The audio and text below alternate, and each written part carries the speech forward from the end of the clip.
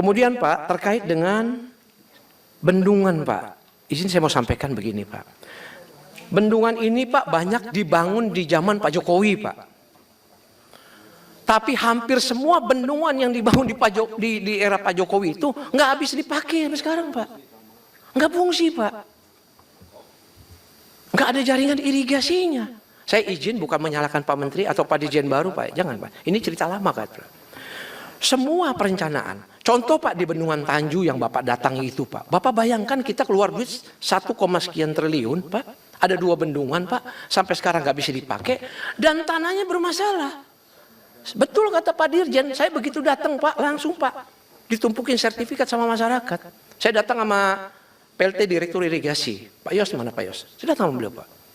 Nah, menurut saya Pak, menurut pandangan saya, rejim yang lama itu jahat.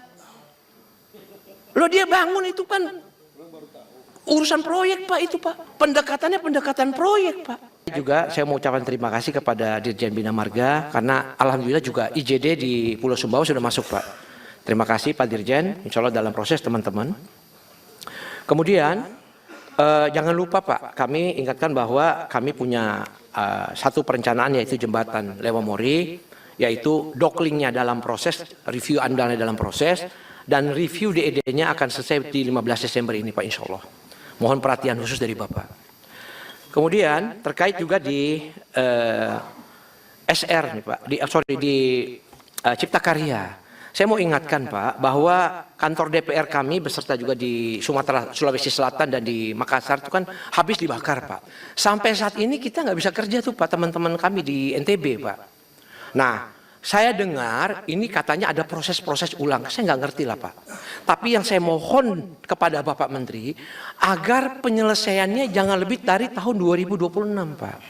Mohon Pak Menteri dibantu, karena kasihan sekali sekarang saat-saat ini semua terpaksa teman-teman itu dalam rapatnya pindah-pindah tempat Pak.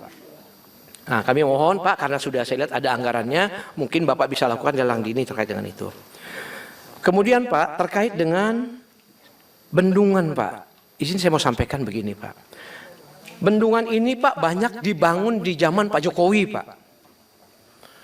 Tapi hampir semua bendungan yang dibangun di era Pak Jokowi itu nggak habis dipakai sampai sekarang Pak.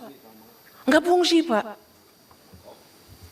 Nggak ada jaringan irigasinya. Saya izin bukan menyalahkan Pak Menteri atau Pak Dirjen baru Pak, jangan Pak. Ini cerita lama Pak. Semua perencanaan, contoh Pak di Bendungan Tanju yang Bapak datangi itu Pak. Bapak bayangkan kita keluar duit 1, sekian triliun Pak. Ada 2 bendungan Pak, sampai sekarang nggak bisa dipakai dan tanahnya bermasalah. Betul kata Pak Dirjen, saya begitu datang Pak, langsung Pak ditumpukin sertifikat sama masyarakat.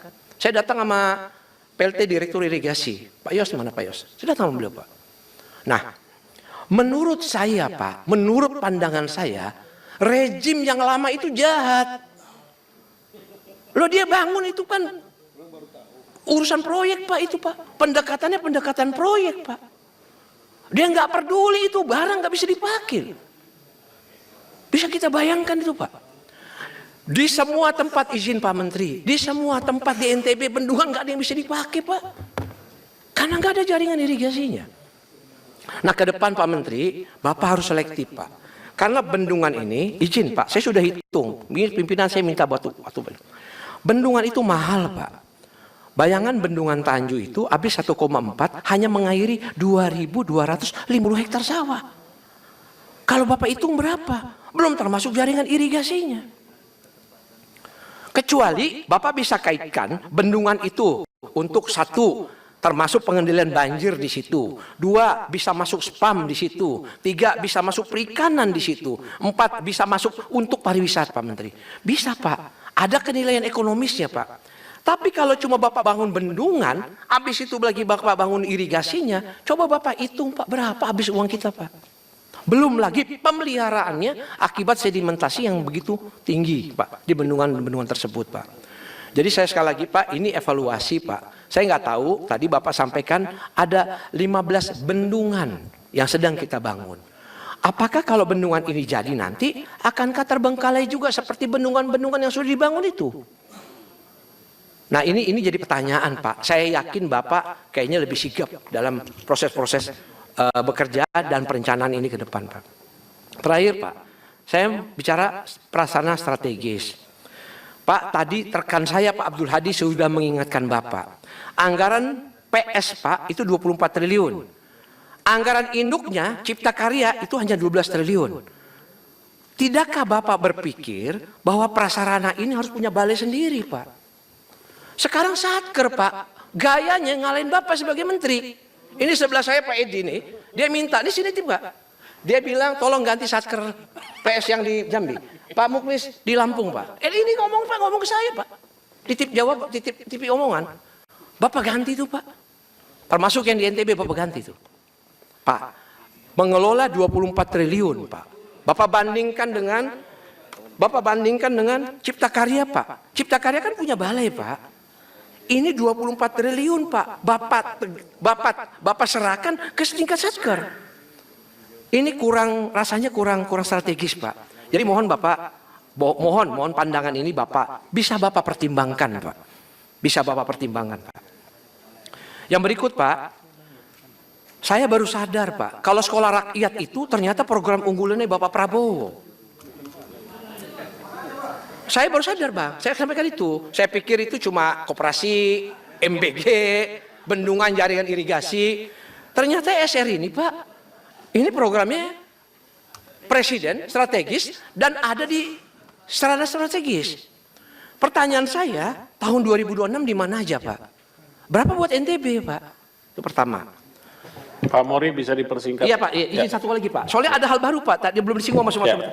2 menit, Pak. Izin. Saya mohon itu, Pak.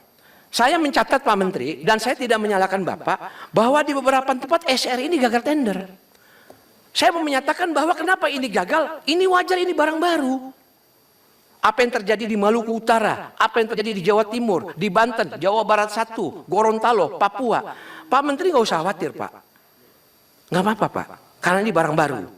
Bapak harus memahami bahwa ini visinya Pak Presiden. Bapak harus kawal benar. Mendingan Bapak gagalin tender daripada ini kacau nih, Pak, dalam pelaksanaannya. Karena ini menyangkut uang negara. Terakhir, Pak, terakhir. Saya agak heran, Pak Ketua, nggak disinggung sama teman-teman lain. Kok ini PS bangun SPPG, Pak? Nilainya nggak main-main, Pak Ketua, 1,97 triliun tahun 2026. Untuk 220 tempat. 222 tempat. Kalau saya hitung, satu tempatnya sekitar 8,5 miliar, Pak.